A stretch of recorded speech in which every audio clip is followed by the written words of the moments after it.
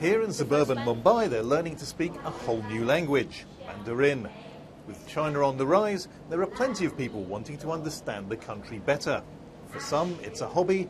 For many, it's just good business sense. There's a lot of interest. We have people coming from Gujarat. So people who have factories in Gujarat would travel 4 or 5 hours to come to Bombay to take our classes, because it actually does make a big difference when they speak the language. Doors automatically open up. So they need to know the language when they go to China. The links between India and China have grown rapidly over the past 10 years. The most obvious sign of that is here. Go to any street market in India and you'll find stalls laden with cheap Chinese imports. China's manufacturers can turn out goods like this far more cheaply than Indian firms. But that means trade between the two countries is becoming something of a one-way street. China selling its products to Indian consumers. That imbalance is getting so wide, even the Chinese are concerned. The question is, what can India sell China in return? One thing is cotton. India is a major grower, and China's textile mills need a steady supply to make the clothes they sell around the world. But despite that, India's shipments to China have fallen. Indian cotton is cheap, but traders say China is still a hard place to make a profit.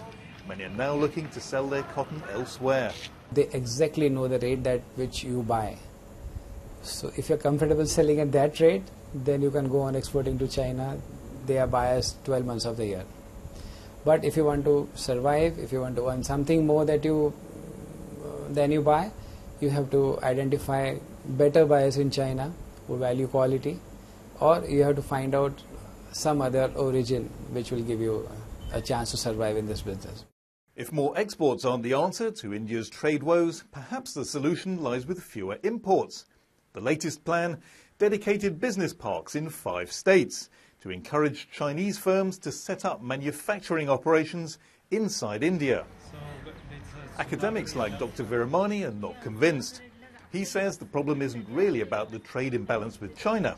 It's about India not making enough goods to sell in the first place. There is a problem of current account deficit which is growing in Indian context, and we have to address it, but not by targeting one country. So the correct way of addressing that problem is to improve our export competitiveness to all markets, including China. That won't be an easy lesson to learn.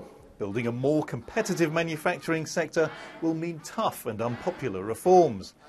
But India may have little choice if it's serious about mastering the new language of global trade. Okay, good.